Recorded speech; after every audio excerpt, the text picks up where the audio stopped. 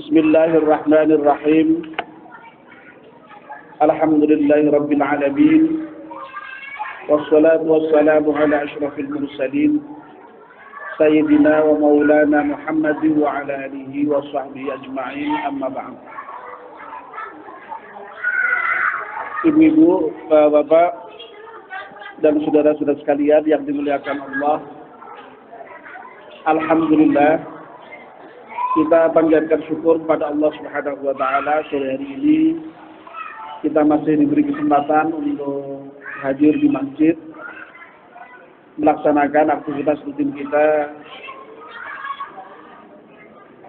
ngaji menjelang buka. Sore ini mestinya yang akan menyampaikan ceramah adalah Bapak Haji Ahmad Fadil, tapi beliau sore ini pula sudah mundur ke Jakarta, ya. Jadi ya terpaksa saya mengisi kosongan.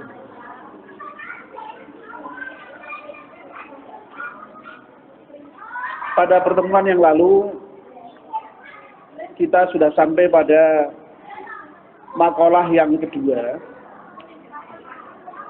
dari kitab Mashaihul Ibad ini, yang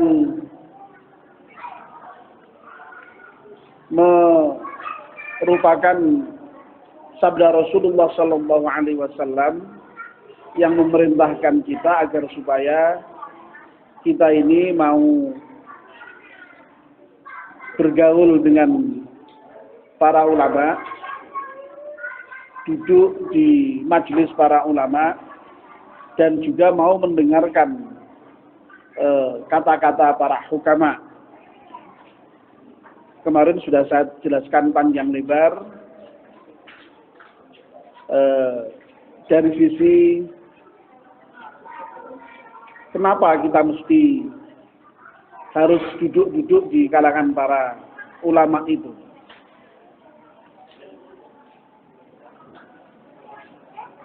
Nah, sore ini saya akan masih melanjutkan penjelasan dari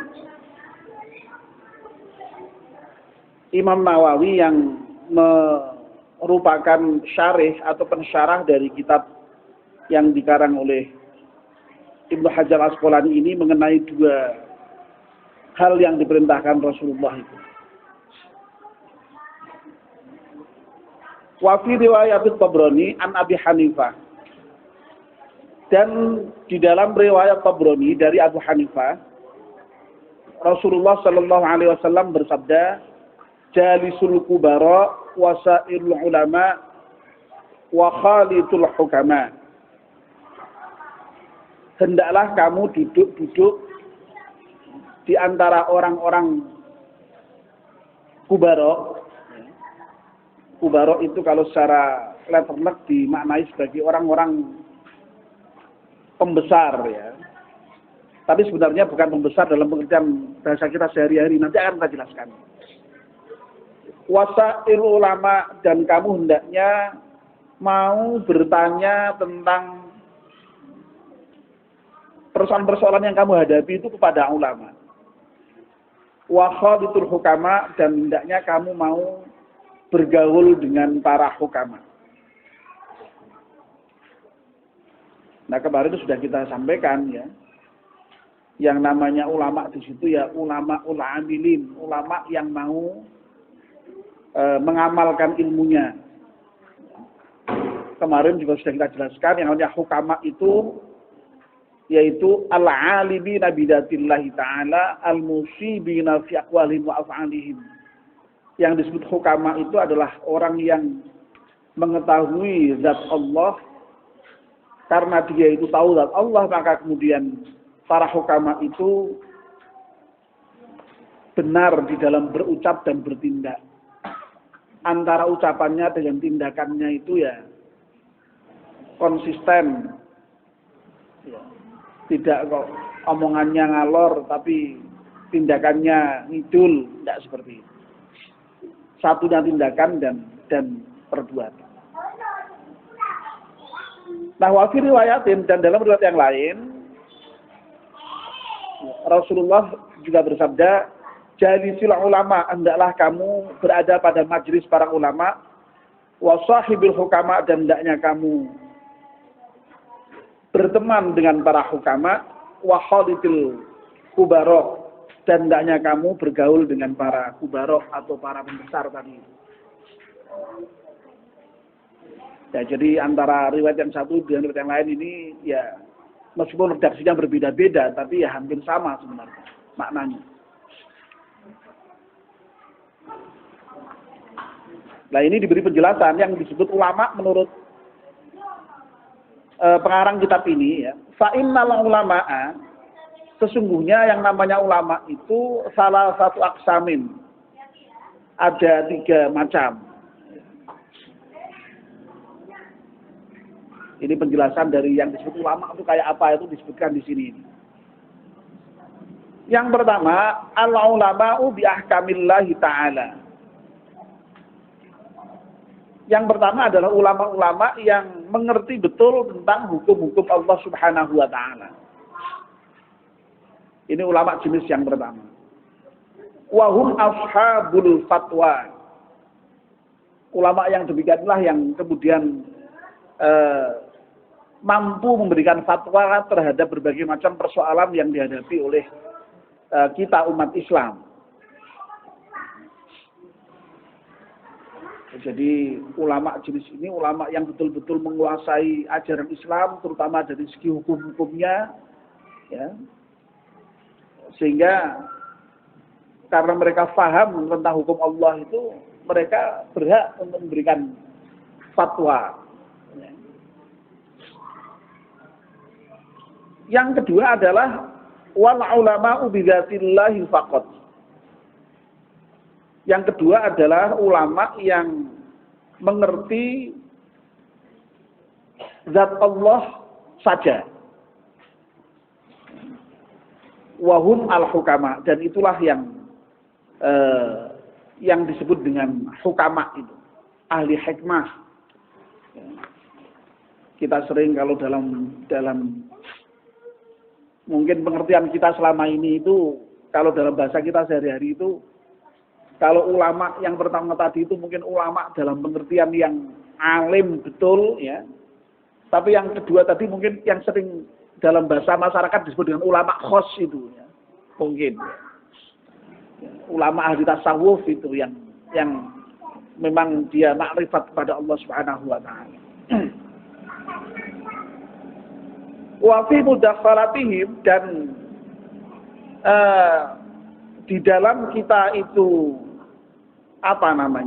bergaul dengan para ulama itu,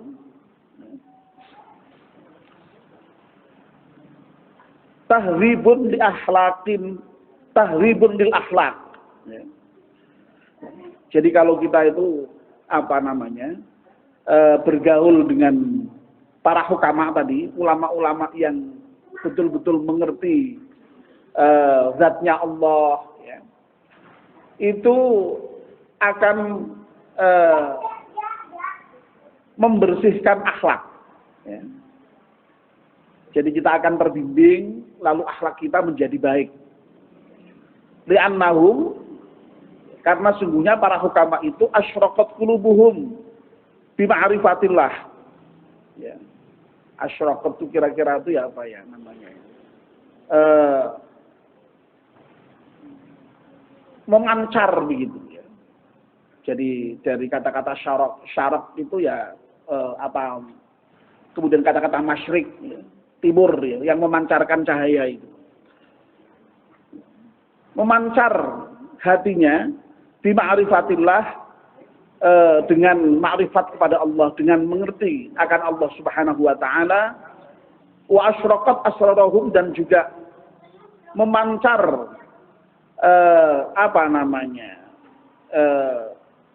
sirnya para ulama, para hukama itu, ya, bi anwari jalalillah, dengan sebab cahaya dari Allah atau cahaya keagungan Allah. Jadi dalam dunia tasawuf itu difahami Allah itu kan memang cahaya. yang menerangi segala sesuatu. Dan Al-Quran juga memang mengatakan begitu. Allahu nurus samawati wal ard. Ya. Jadi Allah itu memang cahaya langit dan bumi. Ya. Nah, orang-orang yang dekat dengan Allah itu jiwanya mendapatkan pancaran dari sinar Allah Subhanahu wa taala ini. Semakin dekat dengan Allah, jiwanya itu semakin memancar.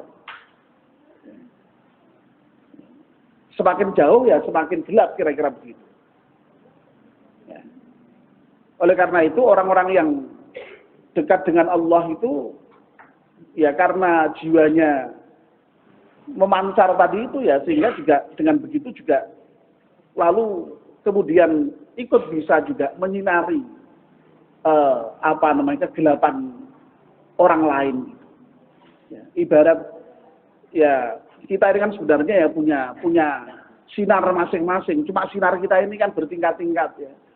Ada yang sinarnya ya sekedar seperti uplek, begitu ada yang seperti uplek, tahu ya uplek ya. Kalau sekarang mungkin sudah ada uplek itu. Ya. Uplek itu ya dulu tahu. Uplek itu ya sing lampu sentir itu ya. Nah, lalu ada yang lampu lebih terang lagi seperti, lalu ada yang seperti ya neon seperti ini, bahkan seperti merkuri yang sangat terang itu. Kira-kira seperti itu. Nah, para al-arif, orang yang mau ma'rifat terhadap Allah, para hukama itu ya tadi itu. Ya. Jiwanya bersinar. Ya. Karena kedekatannya dengan Allah tadi itu, karena ma'rifatnya kepada Allah Subhanahu wa taala tadi itu. Nah, yang kedua, wal ulama'u bil qisma ini, yaitu ulama yang memiliki dua ciri tadi itu. Yaitu ulama yang memiliki ciri ulama yang sekedar mengetahui hukum-hukum Allah, alim dalam ajaran Allah, dan ulama yang ma'rifatullah yang mengerti zatnya Allah tadi itu. Wahumul kubaro, dan itulah yang disebut dengan para kubaro tadi. Jadi kubaro di sini, orang-orang besar di sini bukan orang besar dalam pengertian badannya, ya, seperti Pak Solehan ini bukan. Ya. Ini kan orang besar ini. Ya. Bukan juga dalam hal kedudukannya, dalam hal pemerintahan, misalnya orang yang besar dia ya, misalnya ya presiden, pejabat, menteri, bukan itu ya. Kubarok di sini adalah orang yang memiliki gabungan antara ulama dengan hukama, itu yang disebut dengan kubarok. Nah, kita itu diperintahkan Allah untuk bergaul dengan ketiga macam orang ini. Yang hukam ulama ya kita diminta untuk bergaul, yang hukama kita diminta untuk bergaul, yang kubarok juga kita diminta untuk bergaul kepada mereka itu. Fa imma mukhalata ahlillah, sesungguhnya bergaul dengan ahlullah, ahlinya Allah. Ya para ulama tadi itu, ulama, hukama dan kubarok tadi itu, tuksibu ahwalan saniyatan, akan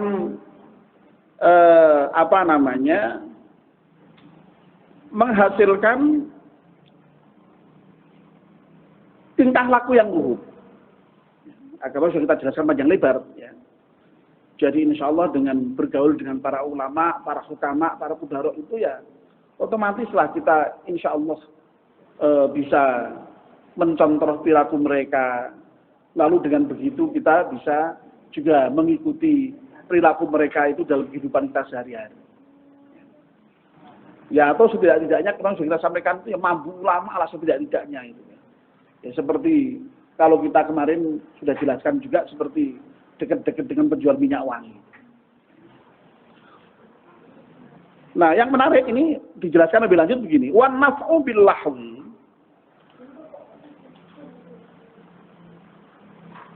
Adapun kemanfaatan ketika kita bergaul dengan para ulama itu bil lahwi, dengan nyawang saja, dengan melihat saja,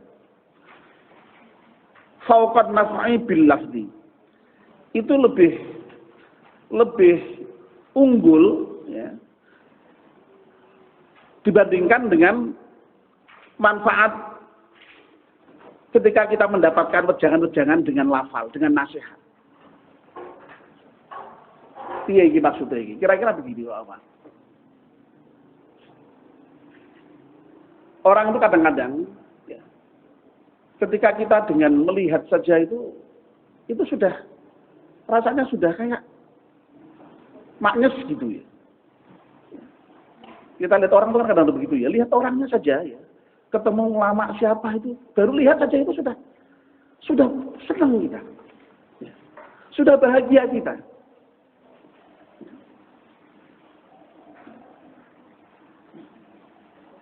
Nah,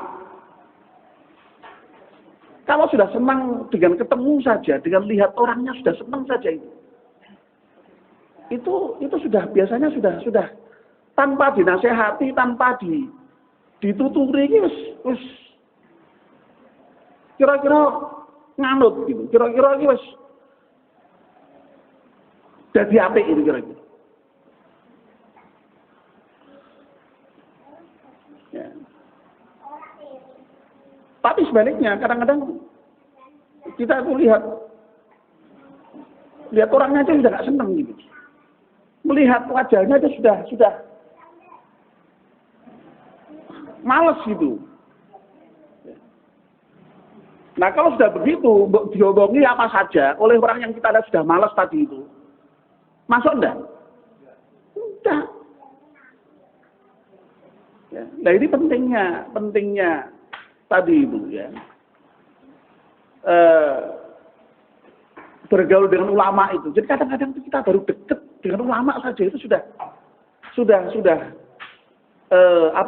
mendapatkan manfaat yang di luar dugaan tadi, tanpa harus dinasihati sekalipun. Nah ini. Tapi dengan yang sudah terlanjur nggak seneng, ya, sekali lagi mbok diomongi kayak apa ya, rak masuk. Nah ini kira-kira yang dimaksud dengan bahwa memandang orang saja itu manfaatnya kadang-kadang lebih baik, lebih unggul ketimbang lafal yang diucapkannya. Ya. Faman nafa'aka lahduhu nafa'aka lahduhu. Barang siapa yang memberikan manfaat kepadamu dengan melihat saja, dengan memandang saja, maka insya Allah juga akan bermanfaat lafal-lafalnya tadi itu. Ya, ucapan-ucapannya. Waman la salah. Ya, kata si Kiai Nawawi Al-Jawi itu yang mensyarahi kitab ini. Tapi kalau orang yang sudah melihat saja itu kita tidak senang, ya sudah. Tidak mungkin akan bisa memberikan manfaat. Tadi itu lafalnya tadi, nasihatnya dan segala macamnya. Nah ini ya. Makanya orang-orang dulu para sahabat itu misalnya kalau ada masalah gitu, baru ketemu Nabi saja itu sudah rasanya selesai masalahnya begitu. Apalagi kalau Nabi sampai kemudian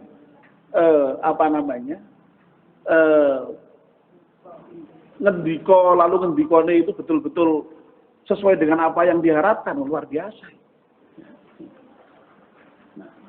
Nah sekarang ini pun juga banyak ya, misalnya orang-orang yang begitu bertemu kiai, terutama kiai-kiai yang memang sudah dikagumi, ya. Itu ya sudah. Ya. Para ulama seperti itu ya sudah merasa tentram sudah begitu kira-kira. Nah ini kira-kira maksud wan naf'u bil lahzi fawqa naf'i bil lafzi. Ya, itu. Nah ini kemudian ada cerita wa kana Sahrawardi yatufu bi fi ba'di Masjidil Khaifi bi Mina.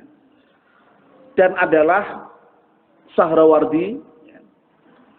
Ini ada yang menyebut juga bukan Sahrawardi, Suhrawardi ya. Yatufu fi ba'di Masjidil Khaifi, sedang berjalan-jalan di Masjid Khaif di Mina. Ya, muter-muter, jalannya tidak hanya jalan tapi muter-muter itu. Ya tasaffahu al-wujuh, dan berjalannya itu tidak bisa berjalan tapi kayak seperti ingin mencari-cari begitu. Melihat-lihat wajah orang-orang yang ada di masjid itu. Lalu sebagian orang bertanya, faqila lahu fihi faqala, kenapa hai Suhrawardi Anda kok di masjid sampai berjalan-jalan muter-muter melihat-lihat wajah seperti itu kayak ada apa gitu. Nah, kemudian Suhrawardi ini berkata begini, inna lillahi, sesungguhnya ya, ada ibadan hamba-hamba Allah,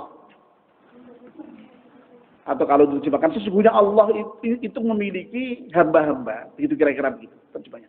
Innalillahi ibadan, sesungguhnya Allah itu memiliki hamba-hamba. Idza nadharu, apabila orang melihat hamba itu, ya, idza nadharu, apabila mereka hamba-hamba itu melihat kepada ila syahsin, kepada orang tertentu, aksabuhu sa'adatan. Nah, orang-orang yang dilihat itu lalu seperti mendapatkan kebahagiaan begitu, mendapatkan kesenangan. Ya sama tadi, ya. Ada orang-orang yang seperti itu. Nah, fa'ana, kata Suhrawardi, atlubu dzalik. Ya. Dan aku sedang mencari orang yang seperti itu. Jadi menurut Suhrawardi itu memang ada ya, hamba-hamba Allah yang ya, kalau kita itu melihat atau mereka melihat kita itu kita merasa lalu mendapatkan kesenangan, mendapatkan kebahagiaan, itu ada. Ya. Nah, si Suhrawardi ini di masjid kenapa kok sampai tadi jalan-jalan tadi itu muter-muter merhatikan wajah-wajah itu, ingin mendapatkan wajah yang seperti itu, mendapatkan orang yang seperti itu. Baik, masih ada beberapa menit. Ini yang terakhir sekali dalam penjelasan mengenai perintah untuk supaya satu majlis dengan para ulama itu dan mendengarkan hukama itu. Ini sabda Rasulullah lagi. Qala Nabi sallallahu alaihi wasallam, sayati zamanun ala ummati, akan datang suatu zaman nanti pada umatku, yafirruna minal ulama wal fuqaha. Yang umatku tadi itu lari dari para ulama dan lari dari para fuqaha. Jadi kalau ulama itu sifatnya umum, fuqaha itu lebih merupakan ulama yang ahli dalam bidang ilmu fiqih. Nah, kalau sudah seperti ini, kata Rasulullah, fayabtalihimullahu bi thalathati baliyah. Ya. Kalau orang-orang itu sudah pada lari dari ulama dan dari fuqaha, ya, maka Allah akan menurunkan cobaan dengan 3 cobaan sekaligus. Jadi kalau orang sudah lari dengan ulama itu ya, lari di sini maksudnya menjauh. Ya. Jadi ada persoalan apapun larinya nggak ke ulama, ya. Ya, malah mungkin ya ke dukun, ke paranormal atau ke manalah gitu yang nggak jelas begitu misalnya. Akan dicoba dengan cobaan. Ulaha yarfa'ullahul barakata min kasbihim. Cobaan yang pertama yaitu Allah akan menghilangkan barokah dari usaha orang-orang itu. Masya Allah ini. Jadi kalau kita itu lari dari ulama, Allah akan menghilangkan barokah itu dari usaha kita. Seringkali kita itu kan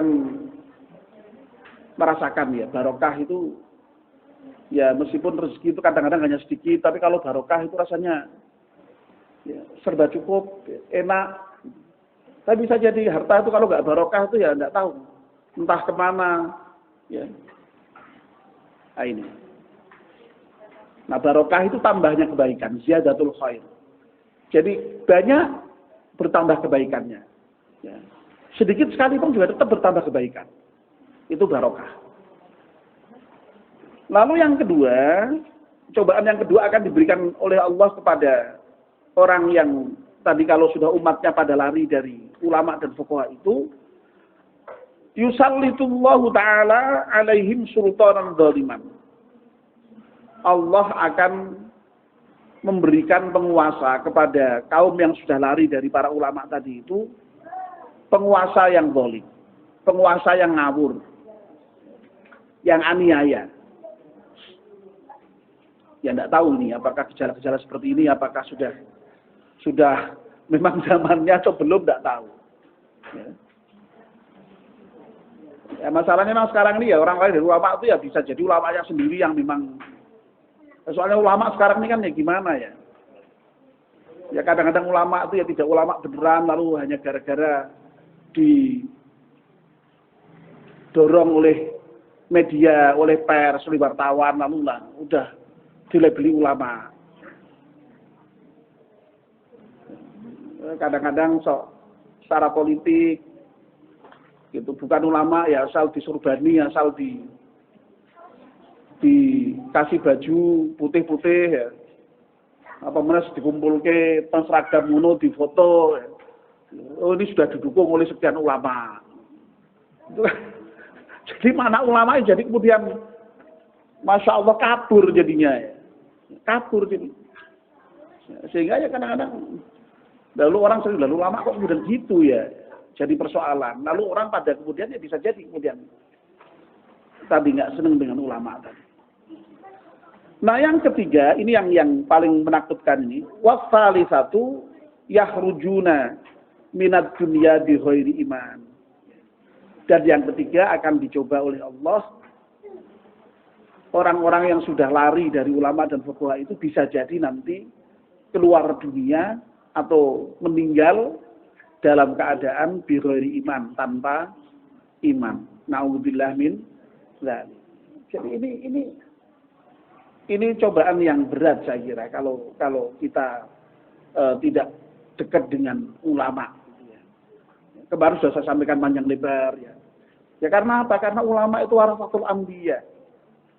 Pewaris para nabi yang memang mereka lah yang memikul tanggung jawab dakwah untuk meneruskan risalah nabi. Ya. Dengan segala konsekuensinya, berat itu ulama itu. Ya. Makanya dalam salah satu sabda yang lain, orang yang paling banyak mendapatkan ujian itu ya para ulama itu. Setelah para nabi, para sahabat, para tabiin, ya ulama itu yang paling mendapatkan banyak ujian. Karena memang tidak mudah, ya, untuk betul-betul bisa menjadi ulama yang tadi warasatul anbiya. Ya. Karena mereka harus menyebarkan dakwah, menyebarkan ilmu kepada umat. Sementara dalam berdakwah itu pasti tidak mudah, banyak tantangan, banyak rintangan, ya,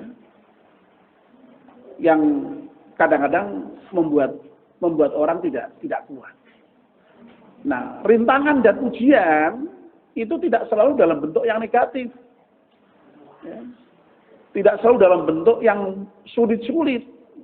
Kadang-kadang rintangan dan ujian itu justru malah dalam bentuk yang enak-enak, ya, yang nikmat-nikmat, yang menyenangkan-menyenangkan. Nah, repotnya kita sebagai manusia pada umumnya itu, kadang-kadang kalau diuji dengan ujian yang berat-berat, diuji dengan ujian yang susah-susah itu, sok tahan malahan. Tapi kalau sudah diuji dengan yang enak-enak itu malah nggak tahan. Nggak tahan. Ya. Masya Allah.